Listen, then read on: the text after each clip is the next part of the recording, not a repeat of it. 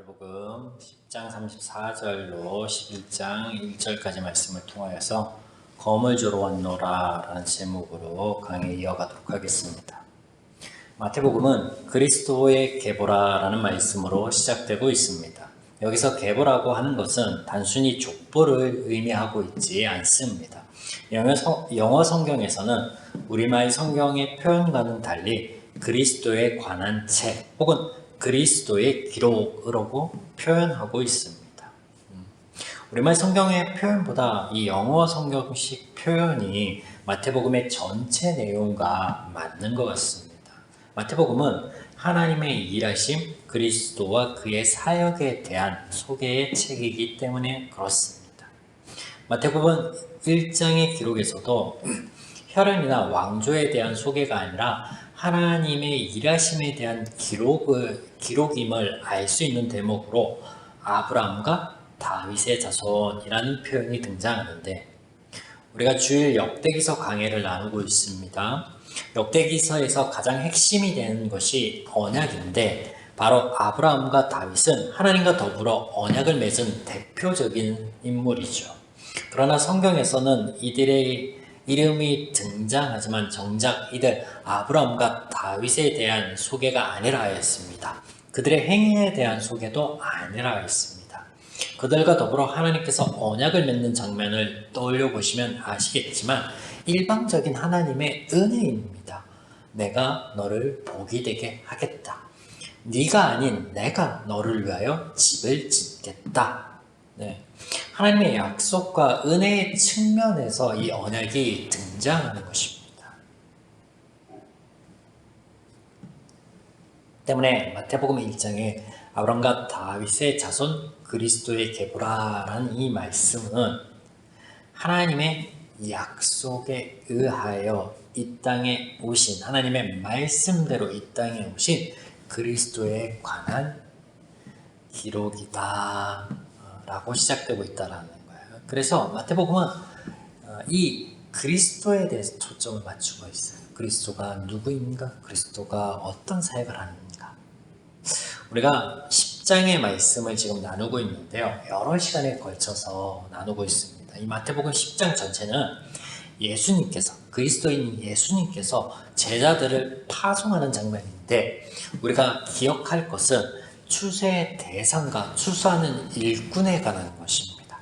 추수의 대상은 모든 사람, 즉 죄인이며 추수하는 일꾼은 제자들입니다. 하지만 이들 일꾼, 이 제자들을 세우고 보내는 이가 주인인데 이 주인이 하나님이시다라는 거예요. 그래서 제자들이 강조가 되는 것이 아니라 이 일꾼, 추수할 일꾼들을 보내시는 주인이신 하나님, 그래서 그리스도의 사역이 강조되고 있다라는 것입니다. 주인이 이 하나님이시기에 추수에 관한 모든 일들을 주관하시고 책임져 주신다라는 것이죠. 때문에 보냄을 받은 그들에게, 제자들에게 권능을 주시기도 하고 의식주를 책임져 주신다 말씀하시기도 하고 사역을 하며 겪게 될 어려움에 대해서도 담대할 수 있도록 하나님께서 역사하실 것에 대한 말씀을 하여 주시죠. 또한 이것이 그리스도의 사역이며 제자들은 그런 그리스도의 사역의 증거가 되게 하시겠다라고 예수님께서 선포하십니다. 이때 제자들이 예수님의 부르심과 보냄으로 미움을 받고 공회에 넘김을 받게 될 것 또한 말씀하십니다. 그 이유는 죄인들이 복음을 받아들이지 않기 때문이죠. 예수님을 그리스도로 인정하지 않는 것처럼 제자들도 인정하지 않을 것이며 오히려 해코지하게 될 것이 뻔합니다. 그럼에도 불구하고 예수님께서 제자들을 보내십니다. 이유는 10장 20절 성령을 부어주실 것이고 22절 견딜 수 있게 하시며 32절에서 33절 사람 앞에 예수님을 시인할 수 있도록 하나님께서 어떻게 책임져 주실 것이기 때문입니다. 그러므로 죄인들의 시각에서는 공회에 넘겨지고 사람들에게 미움을 받는 이것 자체가 제자들의 몫이고 그래서 어렵고 힘들다라고 생각할 수 있겠지만 우리가 조금 더 그것을 생각해 보고 또 본문을 이해하여 보게 된다면 이것은 복입니다. 복. 모두가 죄인이기에 예수님을 부인하고 복음을 받아들이지 않을 그때 그들 예수님의 제자들이 예수님으로 인하여 예수님의 부르심으로 인하여 제자가 되고 하나님의 권능을 행하고 복음을 증거하는 자로 세움을 받고 성령과 동행할 수 있는 자, 하나님 그렇게 바꿔주시고 세워주시고, 그래서 하나님의 은혜를 다른 이들보다 먼저 그들은 입게 됩니다. 그리고 그 은혜를 유지할 수 있도록, 지킬 수 있도록, 그 은혜를 누릴 수 있도록 약속까지 하여 주시죠. 그래서 결국은 그리스도가 이 땅에 오신 결과 회복과 신유의 은혜가 임하며 혼인집의 즐거움이 넘침과 같이 삶 가운데 은혜를 온전히 누리게 하시는 하나님의 역사, 그것을 체험하고 경험하고 그 역사의 가운데 그들은 초청받는 것으로서 이것은 고난이 아닙니다. 인내 문제가 아니에요. 그들에게 있어서 복이다, 축복이다, 은혜다라는 것입니다. 지금까지 나눈 10장의 내용을 염두에 두고 그 연장선에서 오늘 본문을 보지 않으면 예수님의 말씀들이 말이 안 되는 구석들이 너무나 많이 있습니다. 가족들 간의 원수가 되어야 하고 예수님을 위해 목숨을 잃는 자가 되어야 하며 선지자의 이름으로 작은 자를 영접하는 자가 되어야 합니다. 제가 늘 말씀드리는 진리의 보편성과 맞지 않습니다. 성경은 우리가 아닌 하나님께서 우리 죄를 위하여 십자가를 지셨노라 라고 말씀하십니다. 우리가 먼저가 아닌 하나님께서 먼저 사랑하시고 섬겨주셨음을 말씀하십니다. 그 하나님의 은혜로 도우심으로 우리는 불화와 합평이 아닌 선을 이룰 자들로 부르심과 보내심을 받는다라고 말씀하십니다. 더 나아가 본문 37절에 보시면 부모님을 예수님보다 더 사랑하는 자는 합당하지 않다라고 말씀하시는데, 그렇다면 내 부모를 공경하라 이런 약속 있는 첫 계명이니 이로써 내가 잘되고 땅에서 장수하리라 라고 하신 말씀은 어떻게 해석해야 되겠습니까? 원수도 용서하고 사랑하라 하시는 하나님께서 가족끼리 원수가 되게 하신다라고 하신 이 말씀이 가당키나 합니까? 네. 진리의 보편성 아래서 해석의 문제로 이어져야 됩니다.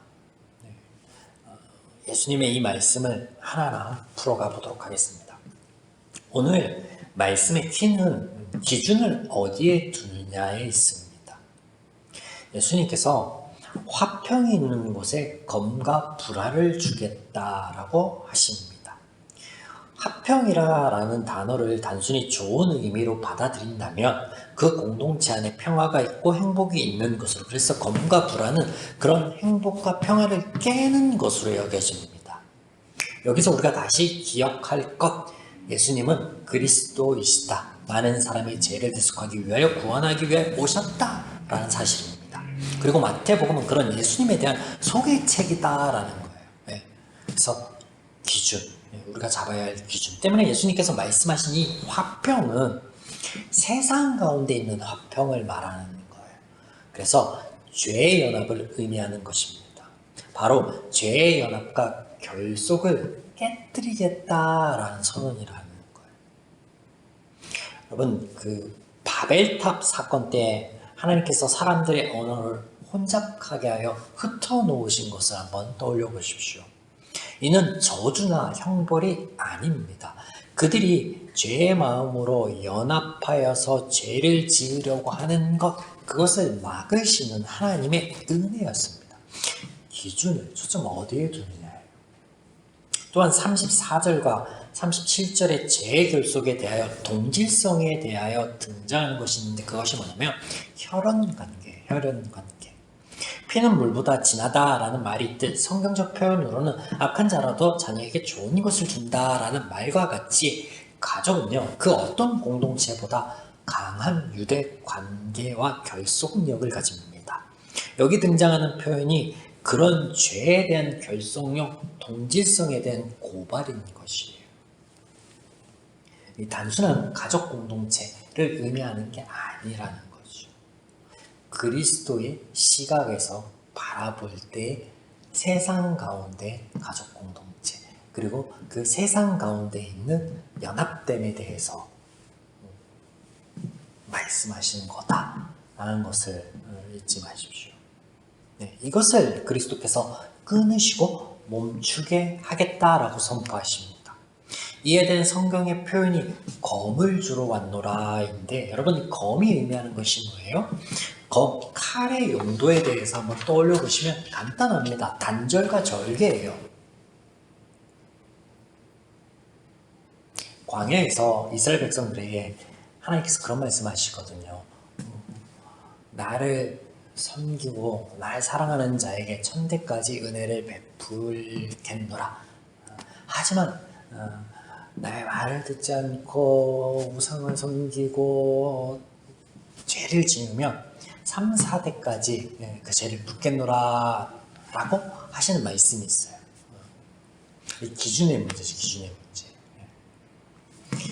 사실은 우리가 이미 나눠서 알지만 잘못된 해석이에요. 잘못된 해석, 잘못된 번역이에요. 왜냐면 그 문장 자체는요, 부정문으로 시작됩니다. 뭐뭐하지 않겠다라는 선언으로 시작하는데, 하나님께서 하나님의 은혜를 베푸시되 천대까지 이어지게 하시겠다라는 말씀과 더불어서 죄를 지어 그 은혜를 누리지 못하는 그 상황, 그 안타까운 상황이 3대, 4대에 걸쳐서 이어지는 것, 그거 바라보지 못하겠다. 내가 그것을 끊겠노라 하신 하나님의 선언이라는 거예요. 마찬가지예요.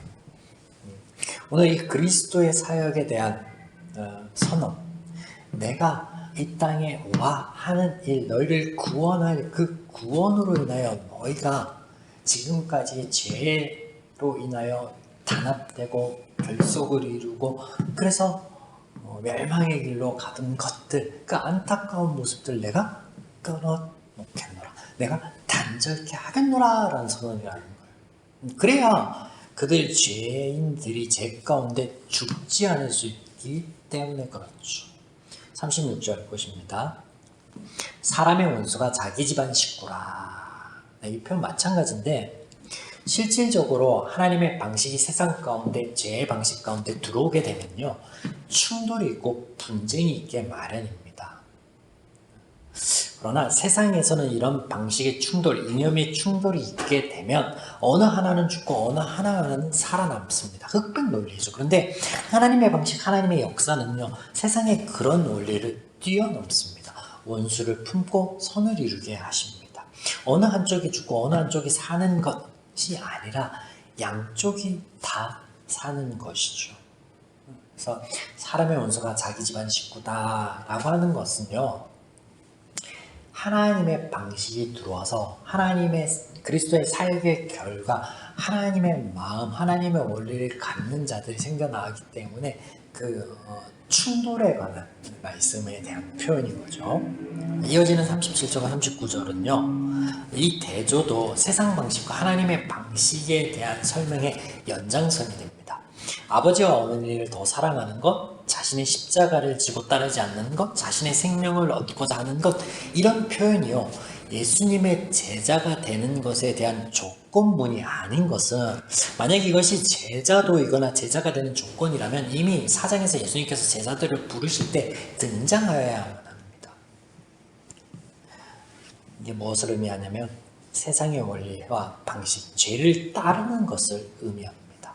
반대로 십자가를 지는 것, 예수님을 사랑하고 예수님을 위하여 목숨을 잃는 것은 하나님의 방식과 원리를 따르는 것, 제 기준에서는 미련하고 어려운 것인 것 같지만, 죽을 것 같은 것이지만 실상은 은혜를 누리는 것이다 라는 거예요. 그래서 제 원리를 따르는 것보다 하나님의 원리, 하나님의 말씀을 따르는 것이 너에게 선하다라는 말씀하시는 거예요.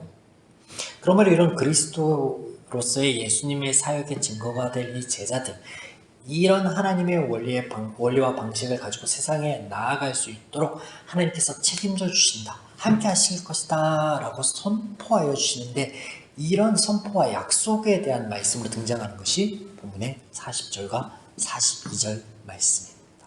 말씀을 잘 보시면 사실 이 말씀은요, 제자들이 들을 말이 아니에요. 제자들을 맞이할 사람들이 들어야 될 말입니다. 너희를 영접하는 자는 나를 영접할 것이요, 나를 영접하는 자를 나를 보내신 이를 영접하는 것이라. 선지자의 이름으로 선지자를 영접하는 자는 선지자의 상을 받을 것이요, 의인의 이름으로 의인을 영접하는 자는 의인의 상을 받을 것이라. 제자들이 아니라 제자들을 받아들이고 제자들을 수용할 이들이 들을 말. 그런데 제자들에게 합니다. 제자들에게 해요. 이는 앞서 말씀드린 대로 예수님이 이 땅의 모든 이들에게 받아 마땅한 영광과 대접을 동일하게 예수의 증거된 제자들이 받게 하시겠다라는 하나님적 선언입니다. 물론 예수님을 이 땅은 죄인들은 받아들이지 못하고 배척하였지만 원래대로라면 죄인들을 위한 그리스도를 갈망하고 그리고 받아들여야 됩니다. 그렇게 받아들이고 그렇게 맞이하는 모습, 그 모습을 지금 표현하고 있는 건데 예수의 그리스도됨의 증거된 이 제자들이 갈 때는 그렇게 맞이하고 받아들일 수 있도록 하시겠다라고, 그래서 보냄을 받는 자들에게 하시는 약속이자 위로의 말씀인 것입니다. 세상의 그리스도인들을 하나님께서 세우심이 제자들을 보내시며 하시는 말씀처럼 이리때 가운데로 양을 보냄과 같습니다. 하지만 하나님께서 그렇게 보내실 수 있으신 것은 당신께서 책임져 주실 것이기 때문에 그렇습니다. 오늘 말씀처럼 우리의 그리스도인으로서의 발걸음이요 영적 전쟁이요 축복임을 기억하시며 하나님 안에서 이를 누릴 수 있고 용기 있는 결단으로 또 나아갈 수 있는 저와 여러분의 길을 주님의 이름으로 축원합니다.